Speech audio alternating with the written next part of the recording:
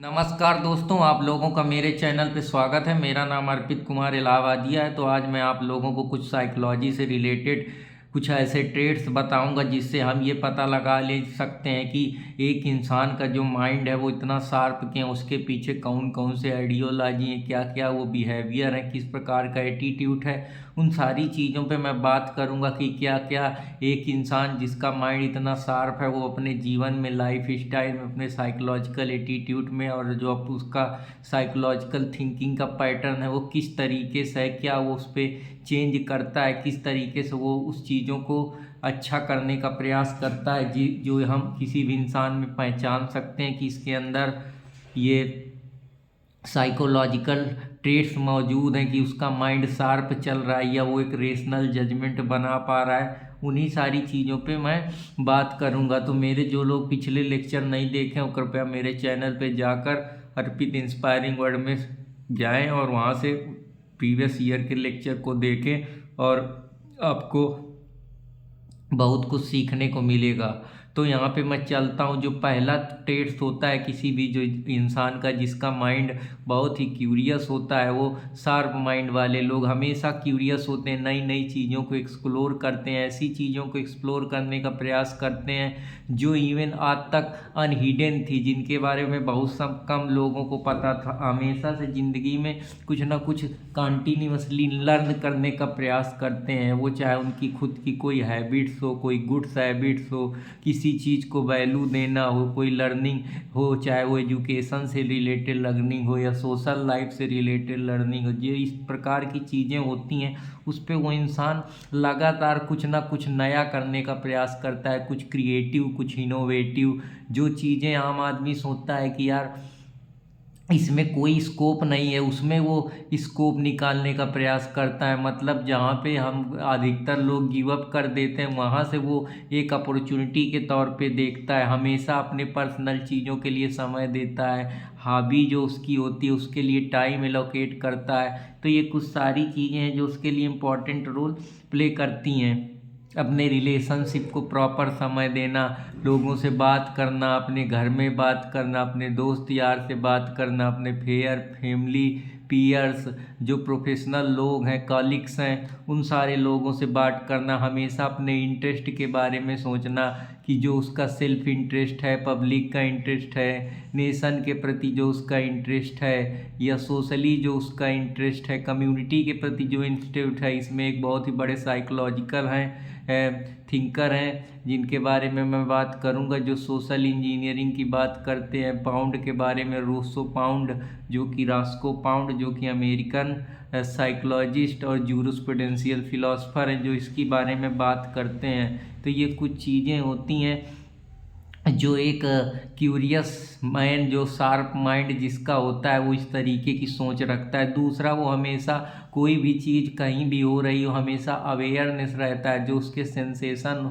होते हैं या जो उसके सेंसेशन होते हैं वो उस चीज़ को बहुत ही ज़्यादा अवेयरनेस रहता है। कोई भी नए थॉट से, कोई भी नई आइडिया से, नॉलेज से वो हमेशा अपने को सीखता रहता है, एक्सप्लोर करता रहता है। ये भी देखता है कि उसके हित की कौन सी बात है। जो स्वॉट एनालिसिस होता है जहाँ वो स्ट्रेंथ, अपॉर्चुनिटी, वीक, थ्रेड, इसके बारे में पता लगाता है कि उसकी स्ट्रेंथ क्या है, उसी में वो खेलने का प्रयास करता है, उसको और शार्प करता है, वीकनेस पे काम करता है और जहाँ भी अपॉर्चुनिटी मिलती है उसको ग्रैब करता है और थ्रेट को समझने का प्रयास करता है। तो एक ये भी चीज़ है, किसी भी आदमी से लड़ता झगड़ता नहीं है, प्रॉपर कम्युनिकेट करता है, हेल्दी मैनर के साथ लोगों से बातचीत करता है। तो ये सारी चीज़ें प्रोफेशनल इन्वायरमेंट और बना के रखता है जहाँ जितने भी प्रोफेशनल हैं वो अपनी बात आसानी से एक दूसरे से साझा कर सकते हैं। तो ये कुछ चीज़ें होती हैं एक क्यूरियस माइंड के अंदर।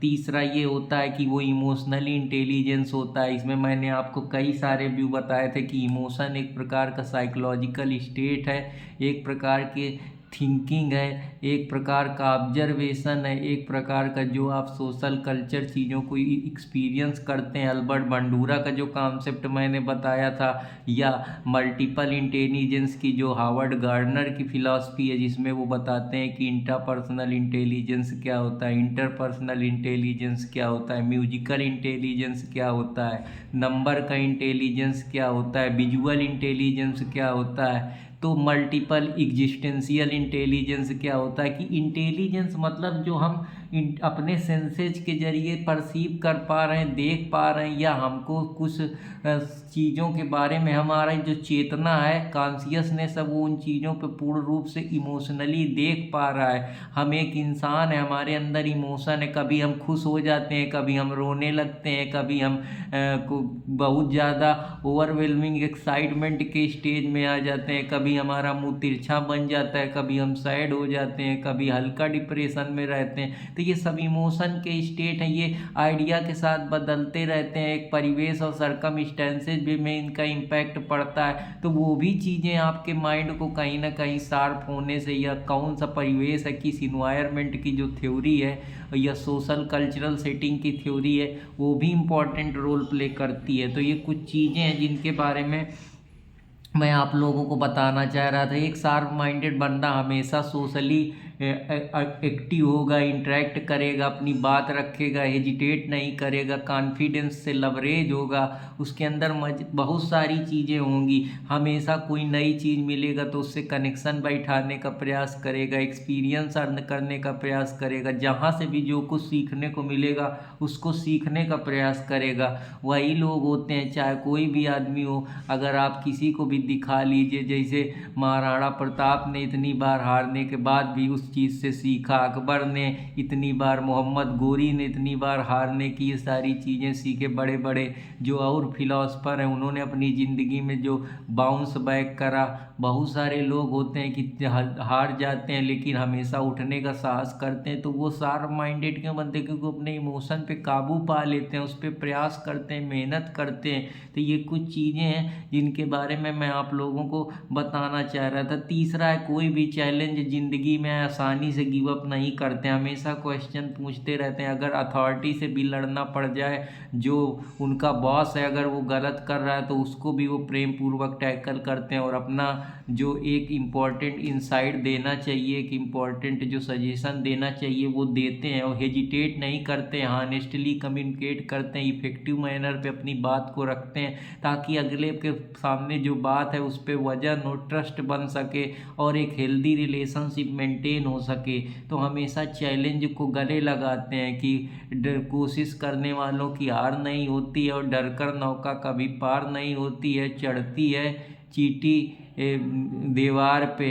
और हर बार फिसलती है, और मेहनत करने वालों की कभी हार नहीं होती, और कोशिश करने वालों की कभी हार नहीं होती। तो ये जो आप लोगों को है ना कि उठता है उत्साह इसी हैरानी में, कोशिश करने वालों की कभी हार नहीं होती, जो हरिवंश राय बच्चन की कविता है, तो वो शार्प माइंडेड बंदों के लिए बिल्कुल फिट बैठती है। उसमें क्या होता है कि वो म्यूचुअल अंडरस्टैंडिंग के जरिए, जैसे मान लीजिए कोई भी कॉम्प्लेक्स टॉपिक है तो वो उस चीज़ को आसानी से समझाते हैं, आसानी से उस पर अपनी बात को रखते हैं, ऐसे नहीं कि लड़ने लगे, किसी से कुछ करने लगे। तो ये सारी चीज़ें, जैसे मान लीजिए उसका कोई कोवर्कर है वो अच्छे से काम नहीं कर रहा है, कोई डिसीजन मेकिंग किसी बिजनेस में लेना है, या कोई लीडरशिप की स्किल दिखानी है, तो वहाँ वो आगे चलकर उन चीज़ों का नेतृत्व करते हैं, और उस चीज़ से जो कंपनी की समस्या होती है, इंडिविजुअल कॉन्फ्लिक्ट होते हैं, या क्लास ऑफ कॉन्फ्लिक्ट होता है, उससे बाहर निकालने का प्रयास करते हो, चाहे कोवर्कर हो, चाहे पेरेंट्स हो, चाहे उनके कोई लीडर हों। तो अपनी बात रखने का जो एक तरीका होता है वो स्मार्ट और शार्प पीपल में होता है। वो किसी के सामने हेजिटेट नहीं करते हैं, एक फ्रेंडली माहौल बना के रखते हैं, सेल्फ कॉन्फिडेंस से लवरेज होते हैं। कोई भी अगर कोई मिस्टेक भी कर देते हैं तो उसमें भी, आपदा में भी वो अवसर तलाशते हैं। तो ऐसे लोग होते हैं जो हमेशा कंफर्ट जोन से बाहर निकल कर जो उनको परेशान कर रही, जिससे उनका टाइम जा रहा है बेकार बेकार चीज़ों में, इधर उधर समय व्यतीत कर रहे हैं, कोई प्रोडक्टिविटी नहीं आ रही है, इनपुट ज़्यादा लगा रहे हैं लेकिन आउटपुट का जो रेशियो है ना के बराबर है। जैसे हम पैरेटो प्रिंसिपल की बात करते हैं कि 20% इनपुट लगा के हम 80% रिजल्ट कैसे ला सकते हैं। तो ये सारी चीज़ें हैं जो एक सेल्फ कॉन्शियस माइंड में या शार्पन माइंड के बच्चा हमेशा सोचता है, हमेशा अपनी एक्सपीरियंस से सीखते हैं, ज़िंदगी में कुछ भी ऑब्जर्व करा उसको अपने जीवन में उतारते हैं, उससे कुछ नया करने का प्रयास करते हैं, कुछ नई चीज़ें सीखते हैं। अगर ज़िंदगी में कभी फेल होते हैं तो हर बार उठने का साहस करते हैं, बार बार बाउंस करते हैं, तभी असली वो तो उनके अंदर एक बाउंस बैक करने की स्पिरिट होती है, जिसके दम से वो दुनिया की कोई भी जंग जीत लेते हैं। और लीडर वही होता है, उन्हीं लोगों को हम आज के डेट में इंटरप्रेन्योर वही है जिसके अंदर साहस है, स्पिरिट है लड़ने की, कैलिबर किसी के सामने नेवर गिव अप उनका एटीट्यूड होता है। उनका एटीट्यूड डू एंड डाई वाला नहीं होता, डाई हार्ड एटीट्यूड रखते हैं वो कि कोई भी सिचुएशन हो आसानी से तो हम नहीं छोड़ेंगे, कि जब तक तोड़ेंगे नहीं तब तक छोड़ेंगे नहीं।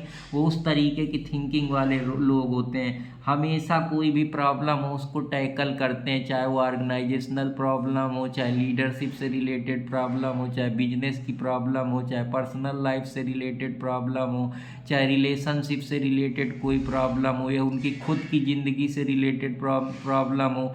इमोशनली वो बहुत इंटेलिजेंट होते हैं, किसको किस समय कैसे काम में लाना है, कहाँ पे उसकी उपयोगिता है, यूटिलिटी है, उनको बहुत बेहतर तरीके से मालूम होता है। हमेशा डिसीजन लेने में, रिस्क लेने में, रिस्क टेकिंग कैपेबिलिटी उनके पास बहुत तगड़ी होती है। कभी भी कोई चीज़ में, चाहे भले उनके पास 2 पैसे ना हो, लेकिन उनके पास इतना बेहतर डिसीजन मेकिंग स्किल होता है कि वो जो भी चीज़ पे प्रयास करते हैं अधिकतर उनको सफलता मिलने के चांस हमेशा बढ़ जाते हैं। जो भी चैलेंज वाली चीज़ें होती हैं जहाँ आसानी से सब लोग गिव अप कर देते हैं, वहाँ उनका जो डाई हार्ड एटीट्यूड होता है वो वहाँ भी सरेंडर नहीं करते, वहाँ से जीत के निकलते हैं। तो एक ट्रू जो शार्प माइंडेड बंदा होता है वो हमेशा स्टबर्न होता है, जिद्दी टाइप का होता है। वो सब लोग जहाँ से अपना रास्ता बदल लेते हैं वहीं से वो रास्ता शुरू करता है। तो ऐसे लोग होते हैं, कोई भी चीज़ इम्प्रूवमेंट की जहाँ गुंजाइश है उसको छोड़ते नहीं है। क्या है, उनको बारे में कोई कुछ भी कहे या कुछ भी सुने, उनको जो सही लगता है वही करते हैं, क्योंकि वो अपने को हम लोगों से बेहतर जानते हैं। उनको पता है कि वो जो कर रहे हैं वो सही कर रहे हैं, और उनको उस काम में चाहे कुछ भी हो लेकिन वो उस काम पे अपना उस काम को सेल्फ लव करते हैं। मतलब उस काम पे उनको चाहे कुछ भी हो लेकिन उस काम पे अपना मन लगाते हैं, उस पर रमने का प्रयास करते हैं, उसकी गहराई तक उतरते हैं, तब जाके वो समुंदर से कुछ इम्पोर्टेंट मोती निकाल के ला पाते हैं। इन द सेंस कि कुछ इम्पोर्टेंट हम लोगों को आइडिया या कुछ इम्पोर्टेंट टेक्निक्स बता पाते हैं। बैलू हमेशा सिंपल रहते हैं, बहुत ज़्यादा उड़ते नहीं है कि ज़रा सा पैसा आ गया तो शो ऑफ करने लगे, अच्छे कपड़ा पहन लें, दिखावटी में इंग्लिश झाड़ने लगे। जैसा देश वैसा भेष उन लोगों का रहता है। अगर बहुत प्रोफेशनल जगह में है तो आदमी देख के बात करते हैं कि अगर पढ़ा लिखा आदमी है तो फिर उससे उस हिसाब से कम्युनिकेट करेंगे। अगर गांव के लोग हैं या कम पढ़े लिखे लोग हैं तो उनके सामने उन्हीं के जैसे बन जाएंगे। तो ऐसे लोग वो होते हैं, उनके जो आइडिया होते हैं वो सुपर इमेजिनरी होते हैं, जहाँ लोग सोच ही नहीं पाते। आज से 25-30 साल बाद लोग सोचेंगे, वहाँ उनका जो माइंड होता है वो गोता लगा रहा होता है, वो उन चीज़ों को ऑब्जर्व कर रहे होते हैं। जैसे आज से पहले टेक्नोलॉजी नहीं थी, ना इतना ज़्यादा इंटरनेट की व्यवस्था थी,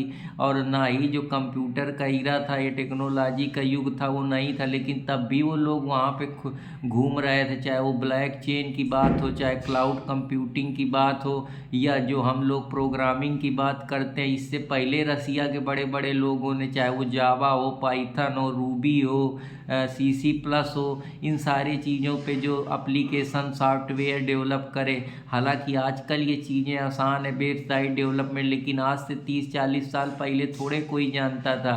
जैसे जैकमा है चाइनीज के, वो एक इंटरप्रेन्योर है। तो वो सब लोग क्या है, वो सुपर इमेजिनी। हम लोग सोचते हैं कि हमको नौकरी मिल जाए, जो बहुत पढ़ा लिखा सोचता है कि यार मैं 10 साल के लिए कैसे कमा लूँ। कुछ लोग होते हैं आज से 30 साल आगे का सोचते हैं कि मेरे को 30 साल बाद कहाँ जाना है। तो हर लोगों को होता है कि और जो गरीब होते हैं उनको कि यार मैं आज का रोटी कैसे पाऊँ। तो सब लोग होते हैं वो सुपर इमेजिनरी होते हैं, मतलब वो इस दुनिया के बाहर सोचते हैं। जैसे कि एलन मस्क है, वो कहता है कि मैं अब मंगल में लोगों को बसाऊंगा। तो इस तरीके की सोच वाले लोग ही क्रिएटिव माइंड के होते हैं, शार्प स्किल के होते हैं। तो आशा करता हूँ कि हमेशा लोगों से प्रेम से मिलेंगे, सोशल कनेक्शन बैठा के रखेंगे, अपनी तरफ से बोलेंगे, कोई दो पैसे का एटीट्यूड नहीं होगा। जितना आदमी जैसे बड़े बड़े महात्मा होते हैं कितने प्रेम से लोगों से मिलते हैं, बातचीत करते हैं, हमेशा उनके एक आर्ट ऑफ सिंप्लिसिटी दिखती है, उनके थॉट्स में प्रॉपर क्लियरिटी होती है, बैलेंस ओपिनियन रखते हैं। ये नहीं कि बहुत ज़्यादा किसी एक पक्ष पे फोकस कर दें, दूसरे पक्ष को निगेटिव ले लें। एक बैलेंस अप्रोच बना के रखते हैं ताकि दोनों भी जो भी पार्टी हैं उनको दोनों को पूरी तरीके से सेटिस्फाई कर पाएँ। अपना एक व्यू रखते हैं, वो भी हानेस्ट और बैलेंस व्यू, और उसको कॉन्फिडेंस के साथ परोसते हैं। तो ये भी सारी चीज़ें हैं जो इम्पॉर्टेंट रोल प्ले करती हैं।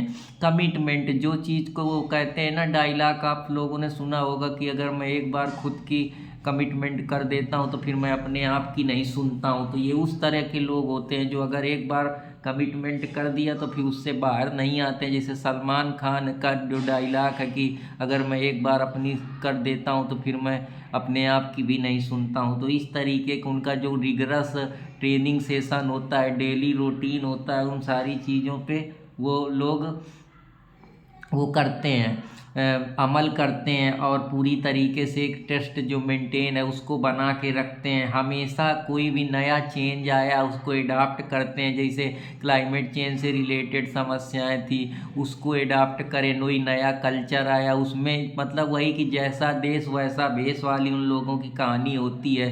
सेल्फ अवेयरनेस खोजते हैं, कहीं भी उनको कोई भी चीज़ मिलती है तो हमेशा सेल्फ अवेयरनेस पहचानने का प्रयास करते हैं। उनका जो बिहेवियर होता है वो हमेशा पॉजिटिव चीज़ों को लेकर बना होता है। कोई भी उनको ऐसा बिहेवियर नहीं होता जहाँ उनका जो पर्सनालिटी डिसऑर्डर हो जाए या वो परेशान हो जाए, या उनका जो मेंटल माइंड होता है वो बहुत ही शार्प होता है, एकदम प्रॉपर बैलेंस वे में सेटल रहता है। उनको पता है कि किस समय वो कहाँ पे किस तरीके से अपनी आइडिया और माइंड को चेंज करना है। जो आइडिया मैंने आप लोगों को इल्बर्ट डी बोनो की 6 हाइट की थिंकिंग बताया था कि उनका ऑब्जेक्टिव क्या होता है, उनका उद्देश्य क्या होता है, उन किस तरीके से उनका पर्पज क्या है। जैसे लाल टोपी के बारे में, एक इमेजिनरी टोपी थी जो साइकोलॉजी एडवर्ड डी बोनो के द्वारा दी गई थी। तो ये सारी चीज़ें मैं आप लोगों को बताता रहता हूँ। डू एंड डाई एटीट्यूड वाले ये लोग होते हैं, आसानी से कुछ भी नहीं सोते, अपनी ज़िंदगी में हमेशा कुछ ना कुछ वैल्यू